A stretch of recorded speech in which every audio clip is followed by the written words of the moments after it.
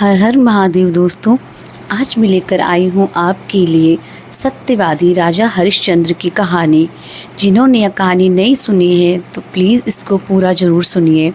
सत्यवादी राजा हरिश्चंद्र की कहानी सदियों से अनुकरणीय है। सत्य की चर्चा जब भी कहीं की जाएगी महाराजा हरिश्चंद्र का नाम ज़रूर लिया जाएगा। सूर्यवंशी सत्यव्रत के पुत्र राजा हरिश्चंद्र, जिन्हें उनकी सत्य निष्ठा के लिए आज भी जाना जाता है, उनकी सत्य के प्रति निष्ठा उनके युगों बाद भी सत्य का प्रतीक बनी हुई है। इनका युग त्रेता माना जाता है। राजा हरिश्चंद्र अयोध्या के प्रसिद्ध सूर्यवंशी राजा थे, जो सत्यव्रत के पुत्र थे। जे अपनी सत्य निष्ठा के लिए अडिग रहे। इसके लिए इन्हें अनेक कष्ट सहने पड़े। ये बहुत दिनों तक पुत्रहीन रहे, पर अंत में अपने कुल गुरु वशिष्ठ के उपदेश से एवं वरुण देव की उपासना से इन्हें पुत्र प्राप्त हुआ। राजा हरिश्चंद्र सच बोलने और वचन पालन के लिए मशहूर थे। इनकी प्रसिद्धि चारों तरफ फैली थी। ऋषि विश्वामित्र ने राजा हरिश्चंद्र की प्रसिद्धि सुनी। वे स्वयं इसकी परीक्षा करना चाहते थे। राजा हरिश्चंद्र हर हालत में केवल सच का ही साथ देते थे।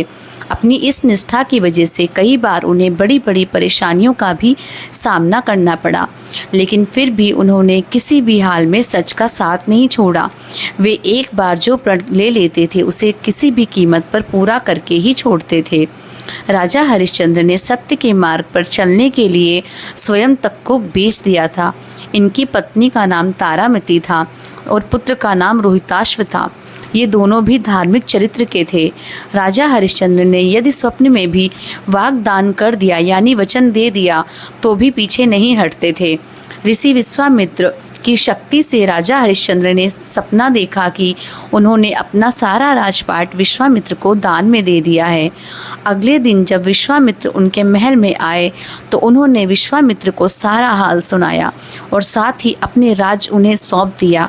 जाते जाते विश्वामित्र ने राजा हरिश्चंद्र से दान उपरांत दक्षिणा में 500 स्वर्ण मुद्राओं की मांग की।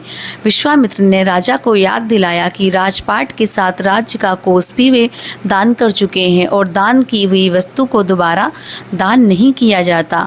तब राजा ने अपनी पत्नी और पुत्र को बेचकर स्वर्ण मुद्राएं हासिल की, लेकिन वो भी 500 नहीं हो पाई। तो राजा हरिश्चंद्र ने खुद को भी बेच डाला और सोने की सभी मुद्राएं विश्वामित्र को दान में दे दी। अपनी मर्यादा को निभाया। राजा हरिश्चंद्र ने खुद को जहाँ बेचा था वह शमशान का चांडाल था, जो शव दाह के लिए आए मृतक के परिजन से कर लेकर उन्हें अंतिम संस्कार करने देता था। एक रात्रि को सर्प काटने से राजा के पुत्र की मृत्यु हो गई। असहाय रानी तारा रोती बिलखती अपने पुत्र को शमशान में अंतिम क्रिया के लिए लेकर जा रही थी।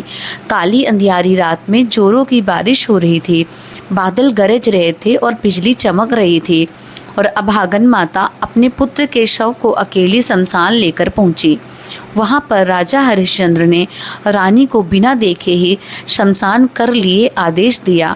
इतने में आसमान में बिजली चमकी तो उस बिजली की रोशनी में हरिश्चंद्र को उस अबला स्त्री का चेहरा नजर आया। वह स्त्री उनकी पत्नी तारामती थी और उसके हाथ में उनके पुत्र रोहिताश्व का शव था।